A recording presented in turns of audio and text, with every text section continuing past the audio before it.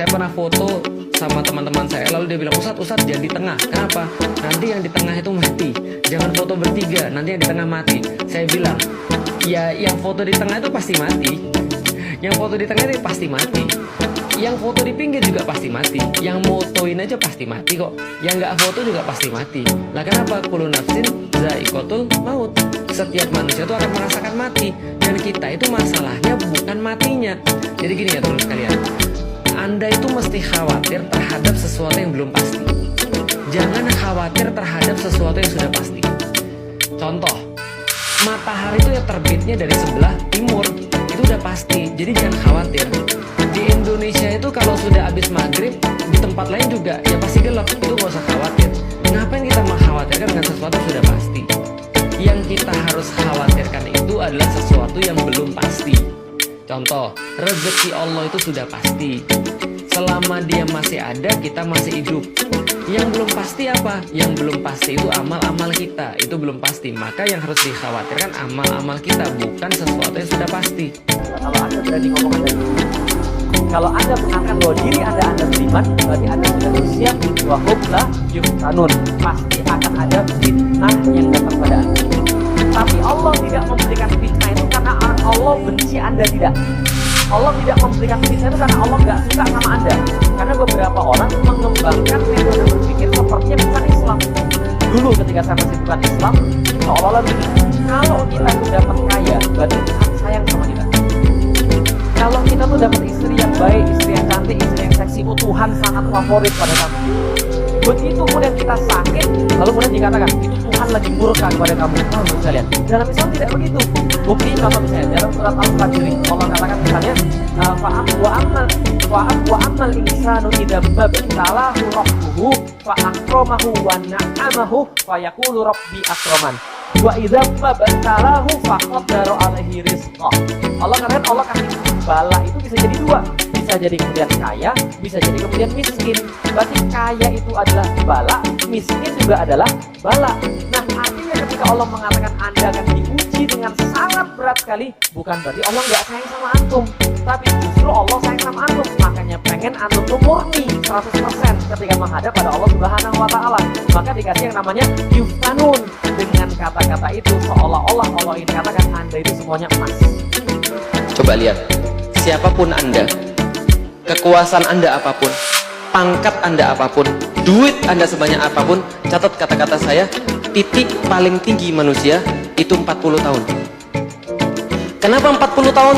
Karena itulah yang menjadi waktu Rasulullah diangkat jadi Nabi. Dan di dalam Al-Quran itu ada satu ayat khusus doa orang-orang yang sudah sampai 40 tahun. Yang 39, yang 39. Nanti hafalin ya. Nanti ada ayatnya di dalam Al-Quran untuk 40 tahun. Jadi dibaca ketika sudah berumur 40 tahun. Nah, kenapa? Menurut orang Cina, sebelum saya masuk Islam, bapak saya cerita, menurut orang Cina, ada orang sudah sampai 40 tahun dan dia nggak jadi siapa-siapa, kemungkinan besar sampai mati dia buat siapa-siapa.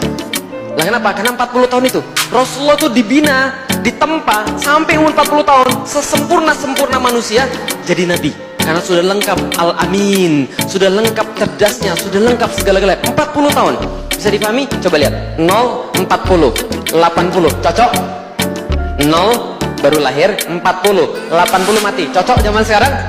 Cocok. Enggak cocok Ustaz, katanya 60 sampai 70. Oke, 35. 0, 35, 70. Cocok?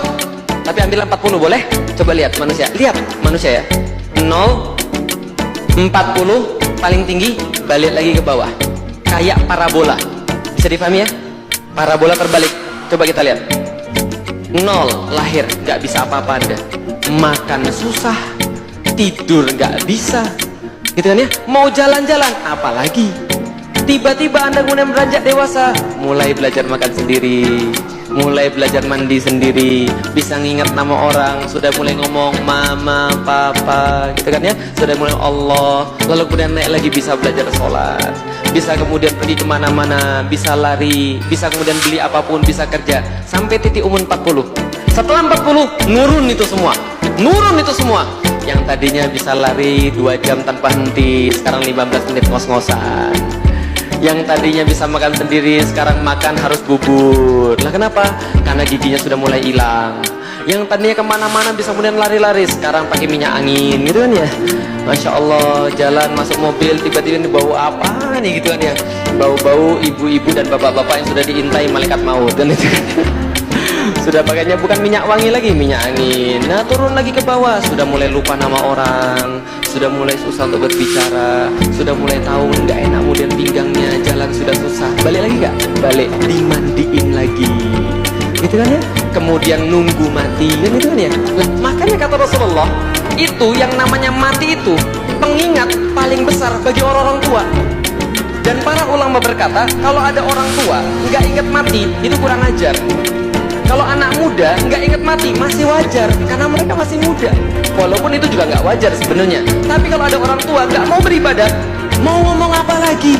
Karena dia harusnya sudah menyadari, semakin dekat dia di arah-arah awal tadi. Bisa dipahami? Lihat ya, 20 lagi on-onnya, 30 masih ada nafsu tapi dikit, 40 bijaksana, 30 tambah 10 berapa?